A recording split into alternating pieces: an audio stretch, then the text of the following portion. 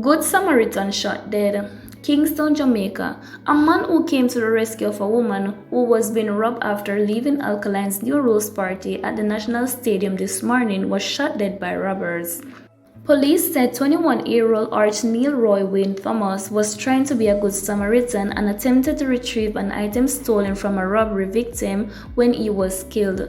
Thomas worked at a call center in Montego Bay, St. James, but lived in James Hill, Clarendon. It was reported at about 3:50 a.m. two men on a motorcycle, one armed with a handgun, accosted a group of people coming from the party along Tom Red Camp Road near the library.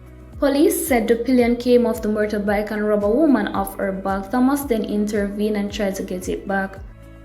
The gunman opened fire at Thomas, hitting him in his left upper back. He collapsed on the roadway, and the other persons except the woman ran, leaving him. The police said the shooter then escaped on the waiting motorcycle.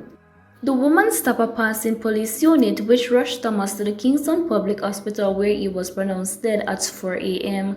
The St. Andrew Central Police are probing the incident. Nephew charged with murder of 77-year-old uncle. 40-year-old Samuel Walder has been charged with the murder of his 77-year-old uncle, whose dismembered and burnt body was found in bushes in St. Andrew.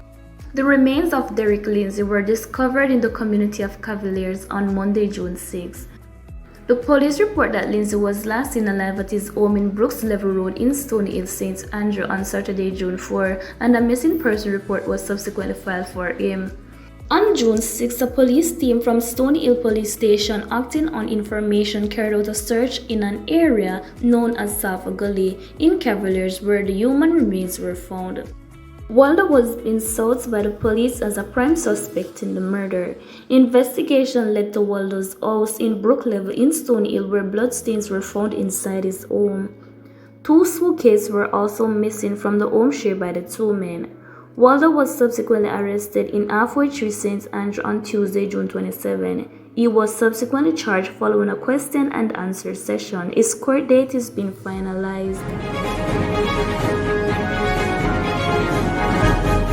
Man's body riddled with bullets after gunmen scale wall. Westmoreland, Jamaica. A 50-year-old construction worker was shot dead on Saturday night after gunmen made their way over a wall surrounding his house in Westmoreland and opened fire at him.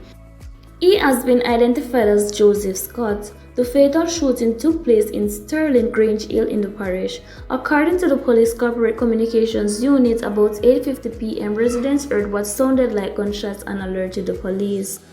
When the lawmen arrived, Scott's bullet-riddled body was found in his house. The scene was processed and the body removed to the morgue. Investigations are ongoing.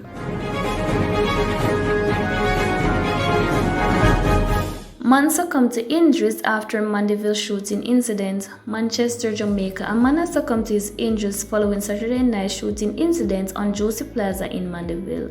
He has been identified as 49-year-old Ricardo Bennett, a fisherman of Old Harbour in St. Catherine. A police report said about 2:03 p.m. Bennett was standing outside a remittance outlet on the plaza when he was pounced upon by a gunman who opened fire, hitting him. Bennett was taken to the hospital by security personnel, where he was pronounced dead.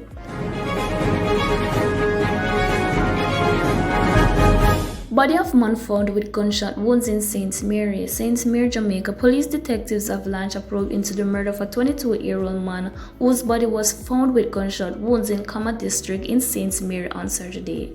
Dead is Alex Martin of Rainwayville in the parish. The killing was confirmed by the Police Information Arm, the Corporate Communications Unit (CCU).